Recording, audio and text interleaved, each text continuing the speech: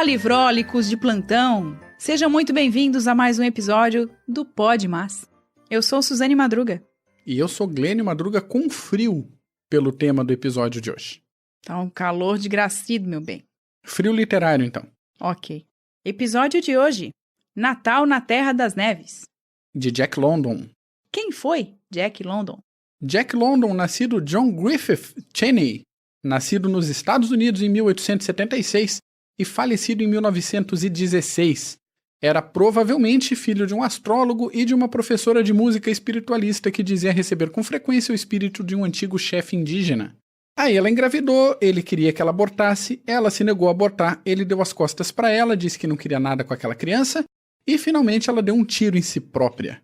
Não conseguiu se matar, ficou só levemente ferida, não queria realmente se agredir tanto assim com o tiro.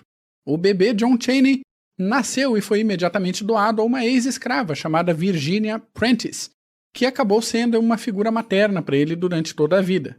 A mãe ferida se casou com um sujeito chamado John London, que era veterano da Guerra da Secessão Americana, pegou o bebê de volta para criar e a vida seguiu. Autodidata e amante da leitura desde jovem, o nosso Jack London também tinha um certo interesse em aventuras.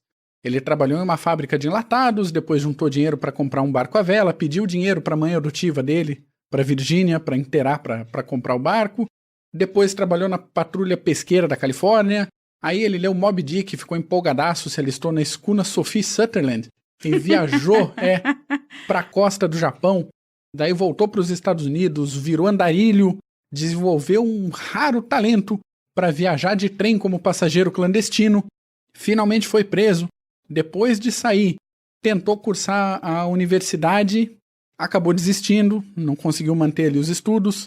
Participou da corrida do ouro de Klondike, se deu mal pra caramba, teve escorbuto, perdeu 4 dentes da frente da boca, não deu certo e finalmente se tornou ativista do socialismo. Consciente das questões trabalhistas e defensor do proletariado, ele achou melhor não pegar no pesado e vender as suas ideias. Né? Escreveu diversas histórias para a revista de circulação geral e começou a fazer dinheiro, conseguindo depois fazer uma fortuna somente com a sua produção literária. Sofreu diversas acusações de plágio, algumas com bom fundo de verdade, outras derivadas do método peculiar de Jack London de comprar roteiros de outros escritores ou de se inspirar, às vezes demais, em reportagens ou obras alheias. Né? Tentando socializar o trabalho do amiguinho.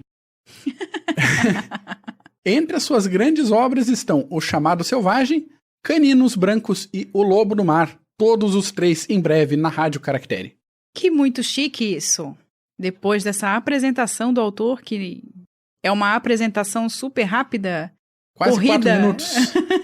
É quase um corre que vai, corre, Gente, corre que tá terminando tempo.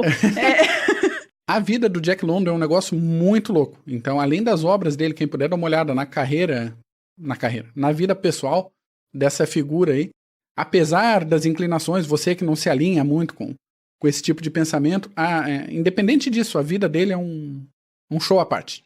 Depois desse show, a gente vai pro show do quê? Do conto Natal na Terra das Neves. Vou tomar, então, a liberdade de fazer a leitura deste conto. Liberte-se. Então tá. Era noite de Natal e, por isso, fazendo questão de festejar a data sagrada, Mameluth Kid, olha que nome, estava preparando um ponche forte com whisky gin. Jim Belden, que por causa dessa noite viera de seu clã, onde havia 2 meses não comia senão carne de alce, acompanhava seus movimentos com um olhar estático. Como bebida, só tivera durante esse tempo açúcar diluído e fermentado. Imagine-se então, com que ansiedade esperava o ponche.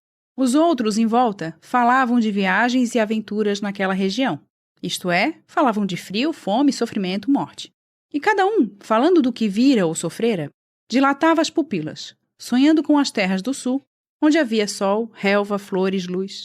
Eram 8, todos de nacionalidades diferentes, exceto Mameluth e o padre Robô, que eram canadenses.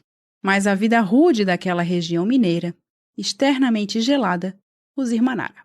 Quando os efeitos do ponche começaram a se fazer sentir, cada qual fez um brinde diferente. A sua graciosa majestade, ao czar de todas as Rússias, à república, ao pavilhão das estrelas. Então Mameluth se ergueu e disse gravemente: Feliz Natal ao homem que anda esta noite pela pista. Que seus cães conservem seu vigor, que os alimentos lhe sejam suficientes e que seus fósforos não falhem. Como resposta a esse brinde, ouviu-se lá fora o estalar de um chicote, uivos de cães e o rangido de um trenó que se aproximava da cabana. A conversa cessou e todos esperaram em silêncio. Depois alguns murmuraram: é um dos antigos. Está tratando dos cães antes de cuidar de si mesmo. Os ouvidos experientes dos que estavam ali distinguiam nitidamente os latidos de seus próprios cães, que o recém-chegado repelia para dar de comer somente aos seus. Depois de baterem à porta, e quando o padre abriu, um vulto entrou e se deteve logo, deslumbrado pela lâmpada. Era um belo tipo de homem, e a despeito do gelo que havia em suas sobrancelhas, via-se bem que era moço e singularmente robusto. Além de um facão e 2 revólveres em seu cinto, usava uma carabina juntamente com um chicote. Sob o braço esquerdo, deu alguns passos e todos notaram que sua fadiga era esmagadora e total.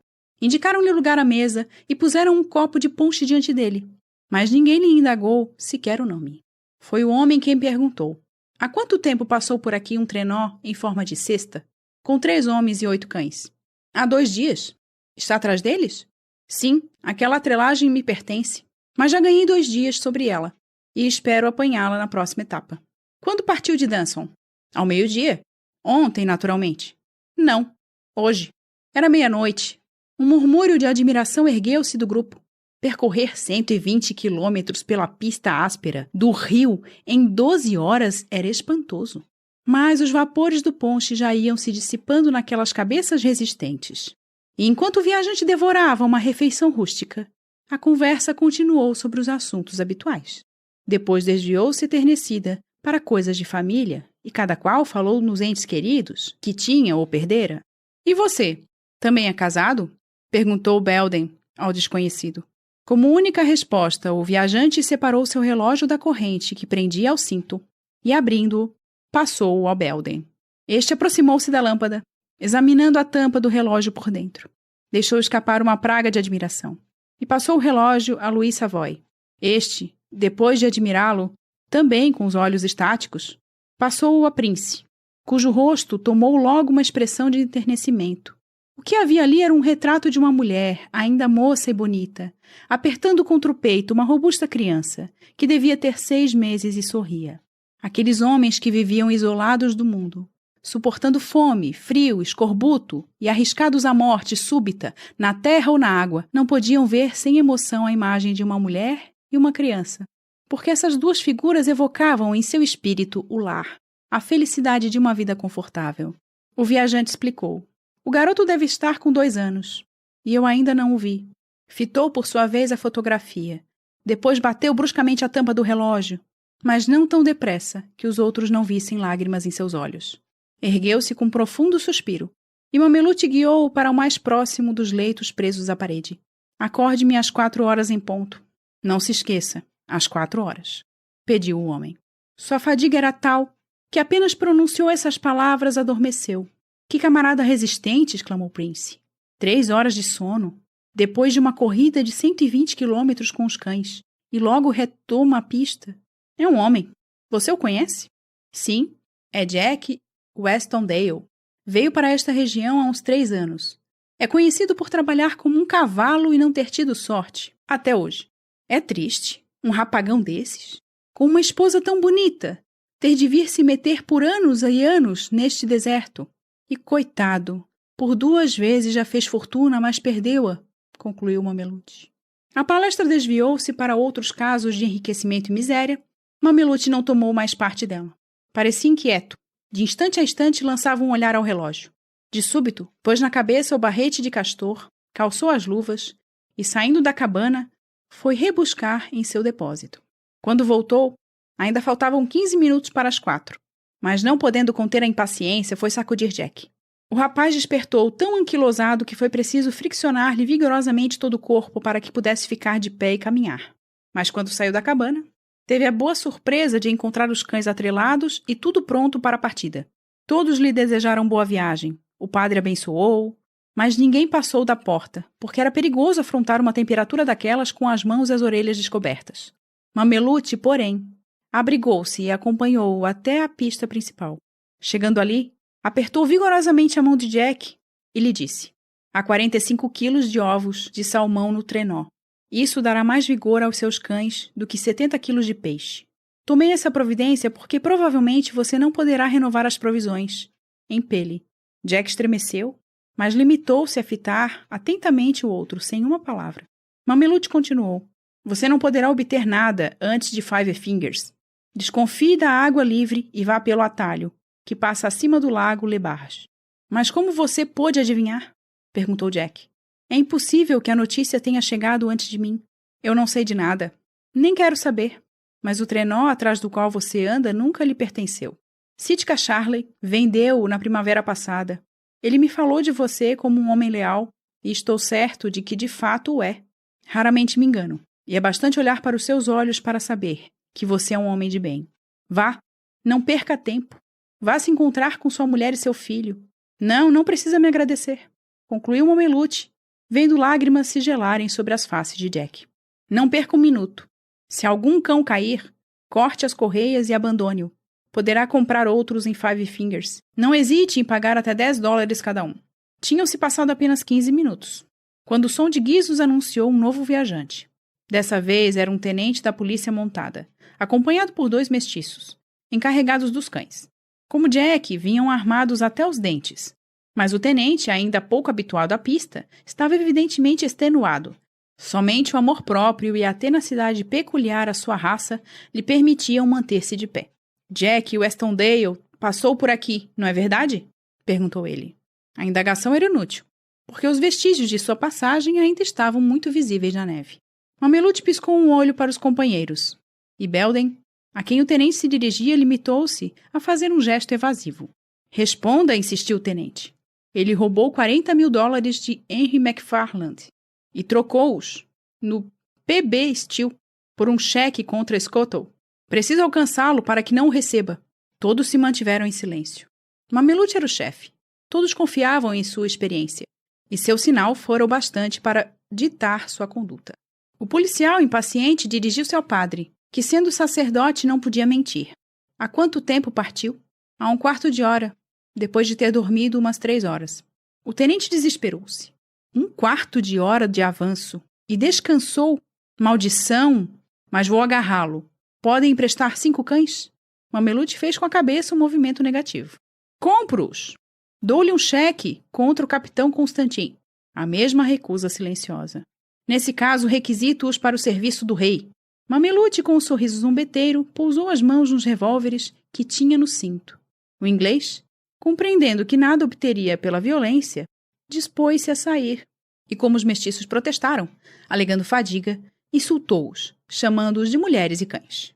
Pois vamos, disse um dos mestiços. Quer continuar? Pois continuemos. Vamos fazê-lo caminhar até que lhe faltem as pernas. Quando não puder mais, teremos prazer em deixá-lo na neve. Está bem, disse o jovem oficial, e com uma energia que exigia toda a sua força de vontade caminhou para a porta. Todos apreciaram devidamente sua orgulhosa coragem e acompanharam com atenção os esforços dos mestiços para obrigar os cães extenuados a partirem de novo. Mas, quando o ruído do trenó se perdeu à distância, os companheiros de Mamelucci não mais ocultaram sua indignação. Isso não se faz! Você nos fez prestar auxílio a um ladrão! Estavam positivamente furiosos. Não só porque Jack os iludira, como porque ele violara a moral de Northland, onde a honestidade é exigida acima de tudo. Mamelucci pediu silêncio com um gesto largo e começou. Nunca um homem mais leal comeu em nossa mesa e partilhou nossas cobertas. No outono passado, ele entregou a Joe Castrel tudo quanto pudera arrancar da terra com trabalho infernal. $40.000, encarregando-o de comprar terras do domínio. Se Castrel o tivesse feito, hoje Jack estaria milionário. Mas, enquanto Jack ficava em Cloud City, para não abandonar seu sócio atacado de escorbuto, que fez Castrel? Foi ao bar de McFarland, jogou todo o dinheiro de Jack e perdeu-o. É verdade que estava bêbado. McFarland tivera o cuidado de começar por embriagá-lo. Quando recobrou o juízo, Castrel estourou a cabeça com um tiro. Agora Jack não fez mais do que se vingar e vingar um amigo leviano. E notem que tirou da gaveta do barman somente a quantia que lhe foi roubada. O narrador se calou. Todos os olhos cintilaram em torno dele. Todas as cabeças acenaram sua aprovação. Mamelucci ergueu o copo e disse gravemente: Feliz Natal ao homem que vai esta noite pela pista. Que seus cães conservem seu vigor e que seus fósforos não falhem. E todos ergueram o copo. E Belden acrescentou: E demônios levem a polícia montada, que não sabe compreender as coisas. Pega um livro, relaxa o corpinho e até amanhã.